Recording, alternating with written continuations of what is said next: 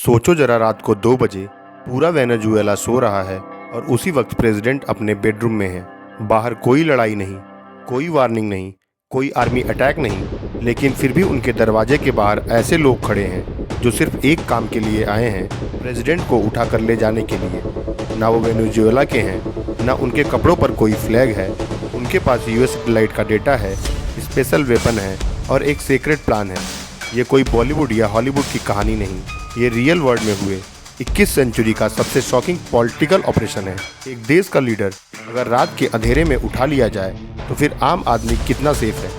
इसके पीछे अमेरिका है, सीक्रेट एजेंसीज हैं और पावर का एक ऐसा गेम है जिसमें पूरा वेनेजुएला सिर्फ एक मोहरा है। इस वीडियो में मैं तुम्हें बताऊंगा कैसे एक कंट्री का प्रेसिडेंट टारगेट बन गया और कैसे दुनिया एक नई जंग में घुस गई। अमेरिकी प्रेसिडेंट डोनाल्ड ट्रंप ने वेनेजुएला के प्रेसिडेंट निकोलस मदुरो को अरेस्ट कर लिया, वो भी उनके देश से, और उनके ऊपर टैरिफिंग का केस भी चल रहा है। कहा गया है कि मदुरो उनके सहयोगी संयुक्त राज्य में कोकीन जैसे नशीले पदार्थ भेजने में शामिल हैं, जबकि लगभग 90% से ज़्यादा कोकीन जो अमेरिका में पहुंचता है वो कोलंबिया में बने कोका के पौधे से बनता है, और वो वेनेजुएला के रास्ते से नहीं बल्कि कोलंबिया से बनी कोकीन ज़्यादातर मैक्सिको के रास्ते अमेरिका में आती है और वहाँ से अमेरिका में ड्रग कार्टेज उन्हें बांटने का काम करते हैं। लेकिन ट्रंप का कहना है कि मदुरो अमेरिका में ड्रग सप्लाई में उनका बहुत बड़ा हाथ है। अमेरिका की चाल कुछ और ही है, जिसको जानने के लिए हमें आज की तारीख से थोड़ा पीछे जाना होगा। सोचो, एक जमीन है हरी भरी पहाड़ों और जंगलों से भरी, जहां लोग सुबह अपनी कॉफी की खेतों में जाते हैं, शाम को कोका सुखाते हैं और रात को समुद्र से आई ठंडी हवा के सामने गाना गाते हैं और सो जाते हैं। ये था पुराना वेनेजुएला। शांत, गरीब नहीं पर ज्यादा अमीर भी नहीं। लोग मिट्टी से, पेड़ पौधों से और जानवरों से अपनी रोजी रोटी कमाते थे। यूरोप के शहरों में जो चॉकलेट टॉफी लोग खाते पीते थे, उसका एक बहुत बड़ा हिस्सा वेनेजुएला से होकर जाया करता था। स्पेन के राज में वेनेजुएला एक कॉलोनी था। स्पेन सोने चांदी और खेती के माल ले जाता और यहाँ के लोगों को बस उतना मिलता जितने में वो जिंदा रह सकते। फिर भी जिंदगी चल रही थी, धीरे लेकिन स्टेबल। फिर एक दिन कुछ अजीब होने लगा। गांव के लोगों ने देखा कि जमीन के कुछ हिस्से से एक काला चिपचिपा लिक्विड बाहर आ रहा है। वो उसे पैरों में लगाते, नाव पर लगाते और कहते ये जमीन का तेल है। किसी को नहीं मालूम था ये चीज दुनिया को हिलाने वाली है। 1914 में एक छोटी सी जगह पर जब जमीन में गहरा ड्रिल किया गया तो अचानक जमीन फट सी गई और उसमें से तेल फाउंटेन की तरह निकलने लगा। उस पल वेनेजुएला ने जैसे अपनी किस्मत खोल दी। वो तेल जो जमीन से निकल रहा था, असल में वो दुनिया का सबसे महंगा तेल क्रूड ऑयल था और वेनेजुएला के नीचे इस तेल का समुद्र था। ये तेल नॉर्मल तेल जैसा नहीं था, ये बहुत भारी, गाढ़ा और चिपचिपा था, जैसे पिघला हुआ असफाल्ट। इसे निकालना बहुत मुश्किल था, लेकिन क्वांटिटी इतनी ज्यादा थी कि पूरी दुनिया की नजर वेनेजुएला पर आ गई। अमेरिका, ब्रिटेन, शेल, एक्सॉन सब आए। उन्होंने पोर्ट्स बनाए, पाइपलाइन बिछाई, रिफाइनरी लगाई और वेनेजुएला पे तो डॉलर की बारिश कर दी। 1950 के आसपास वेनेजुएला लैटिन अमेरिका का सबसे अमीर देश बन चुका था। लोग न्यूयॉर्क में शॉपिंग करते। पेट्रोल इतना सस्ता था कि लोग मजाक में कहते कि पेट्रोल पानी से भी सस्ता है। School free, hospital free, government लोगों को पैसे बांट रही थी। सबको लग रहा था ये जन्नत है, लेकिन इस जन्नत में एक छुपा हुआ जहर था।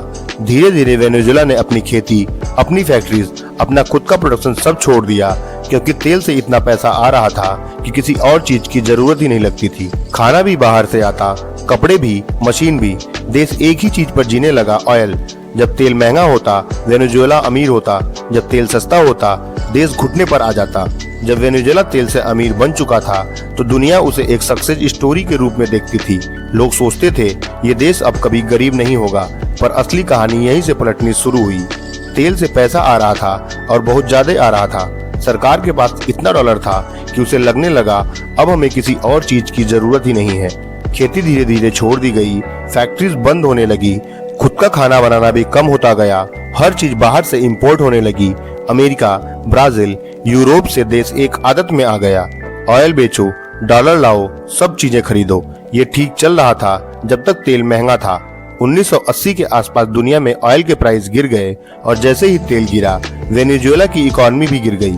सरकार के पास डॉलर कम होने लगे, पर जब लोग लग्जरी और फ्री चीजों की आदत में थे, गवर्नमेंट ने उन्हें देना बंद नहीं किया, उसने लोन लेना शुरू कर दिया। वेनेजुएला दुनिया के बैंक से पैसे उधार लाने लगा। बस इस उम्मीद में कि कल तेल महंगा होगा और सब चुका देंगे, पर वो कल कभी आया ही नहीं। 1990 के आते आते गरीबी इतनी बढ़ने लगी, महंगाई बढ़ने लगी, लोगों को लगा हमारे पास तेल है फिर भी हम गरीब हैं। यहीं से एक आदमी उभरा, हुगो चावेज।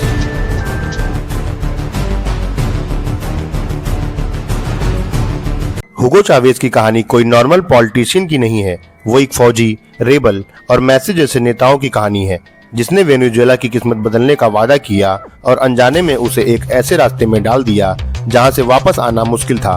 चावेज एक गरीब घर में पैदा हुआ। उसने बचपन में अपनी माँ को स्कूल में पढ़ाते देखा, अपने गांव को भूख से लड़ते देखा।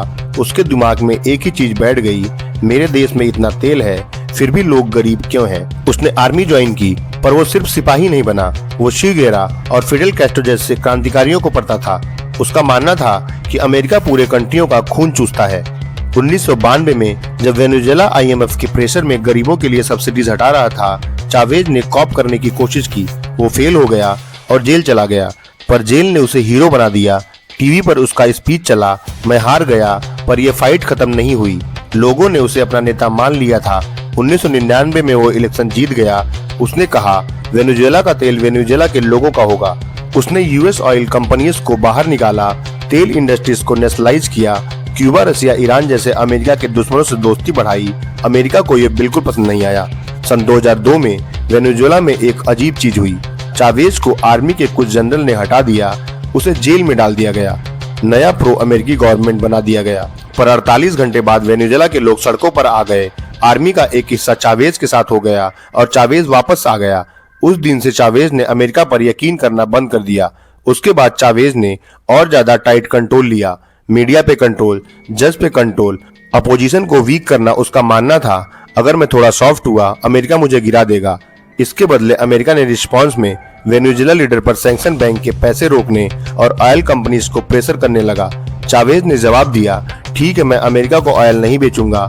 उसने चाइना और रसिया को ऑयल बेचना शुरू कर दिया, पर चाइना ने पैसा सीधा नहीं दिया, वो लोन के बदले ऑयल लेने लगा। यानी वेनेजुएला फ्यूचर के तेल आज ही बेच रहा था।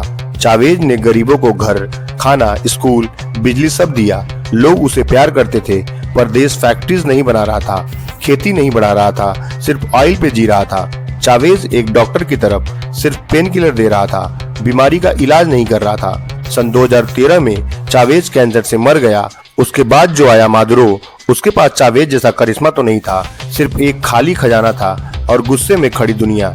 और यहीं से वेनेजुएला सच में डूबना शुरू हुआ। देश शोक में डूबा हुआ था और उसी भावनात्मक लहर में मादुरो चुनाव जीत गया, लेकिन वो चावेज नहीं था। तेल की कीमतें गिरने लगी, पैसा खत्म होने लगा, दुकानों में खाना नहीं रहा, लोग देश छोड़कर भागने लगे और इसी कमजोरी को अमेरिका ने सूंघ लिया। वाशिंगटन में अब मादुरो को एक राष्ट्रपति नहीं, एक बाधा मानना चालू कर दिया। सन 2015 में उस पर प्रतिबंध लगने लगे, उसके पैसे फ्रीज हुए, तेल बेचने से रोका गया, डॉलर की सप्लाई काट दी गई। फिर 2019 में अमेरिका ने एक चाल चली, एक विपक्षी नेता जुआन गुदरो को वेनेजुएला का असली राष्ट्रपति घोषित कर दिया। मतलब खुली चुनौती। अब CIA और पेंटागन की फाइलों में मादुरो एक टारगेट बन चुका था। सन 2020 में अमेरिका ने उस पर ड्रग तस्करी और आतंकवाद के आरोप लगा दिए। उसके सिर पर करोड़ों डॉलर का इनाम रख दिया। अमेरिका सीधे नहीं आना चाहता था, इसलिए उसने भाड़े के सैनिक भेजे। एक अमेरिकी पूर्व सैनिक जॉर्डन गॉर्डियो ने एक गुप्त टीम बनाई जिसमें अमेरिकी स्पेशल फोर्स के एक्स कमांडो और वेनेजुएला के भगोड़े सैनिक शामिल थे। उनका मिशन था रात में समुद्र के नावों से आना, कराकस पहुंचना, मादुरो को उसके घर या महल से जिंदा पकड़ना और अमेरिका ले जाना। उसके पास हथियार थे, नक्शा था और मादुरो के घर का लेआउट था। लेकिन मादुरो को ये बात पहले से मालूम चल गई। CIA की अंदरूनी लीकेज से या कोलंबिया की इंटेलिजेंस से यह प्लान लीक हो गया। वो रात मई 2020 को एक अंधेरी सुबह 2 नावें वेनेजुएला के तट पर उतरी, लेकिन जैसे ही वो किनारे उतरी वहाँ सैनिक पहले से खड़े थे। गोलियां चली, कई मारे गए, बाकी जिंदा पकड़े गए। उनमें से 2 अमेरिकी थे। टीवी पर उन्हें हथकड़ियों में दिखाया गया। मादुरो ने कैमरे के सामने कहा, अमेरिका हमें गुलाम बना चाहता है, ये सबूत है। उसके बाद जो हुआ आप सब जानते हैं, कैसे अमेरिका ने मादुरो को अरेस्ट किया और फिर उसके ऊपर ड्रग ट्रैफिकिंग का केस चल रहा है। इसके बारे में डिटेल से वीडियो बनाऊंगा जब कोई फैसला आ जाएगा।